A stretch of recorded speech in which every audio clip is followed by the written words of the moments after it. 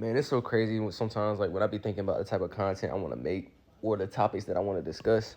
But I think this is a good one. And feel free to chime in. But I feel like it's very healthy in a relationship for both parties to have friends of the opposite sex. I think nothing will test your loyalty more to your partner than having friends of the opposite sex. Because, I mean, if you're in a relationship, and this usually happens because of social media. Shout out to social media for this. Shout out to Mark Zuckerberg. Um, Most of the time, people be in relationships and then they will text people of the opposite sex on the low, right? Via DM, Snapchat, or just a text message, and then they don't tell their partner. But shout out to the relationships where your partner knows about Jamal, or your partner knows about Sarah, and it's not hidden, right? Everything is open and in plain sight. Shout out to those relationships because those are open, secure relationships between partners. But I do like to talk about micro cheating.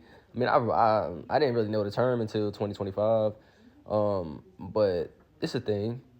But yeah, I believe everybody should have friends of the opposite sex, healthy, boundaried relationships with the opposite sex, and should be letting their partner know that they have a friend of the opposite sex. And it's gonna test the relationship because, like, for instance, if you're a woman and you wake up and you're waking up to other men telling you that you look beautiful, then you can't be mad if women are telling your man that he's handsome.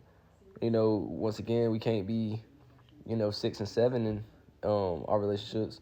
It's got to be straightforward. It's got to be on the same page. And I'm not saying, like I said, no, to me, honestly, no relationship is going to be 100% on the same page or equal. I think that women have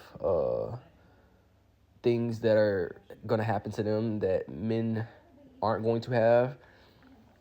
And men, we got to just accept that. Like, a woman's world is different than a man's world. Like, they get told they're beautiful when they leave the house, big dog. Men always want to DM them. You know what I'm saying? Women get sexualized wearing anything. But I just want to make this post to say that I think a healthy relationship consists of friends of the opposite sex and both parties knowing about it and being okay with that. But that's definitely something that you should discuss.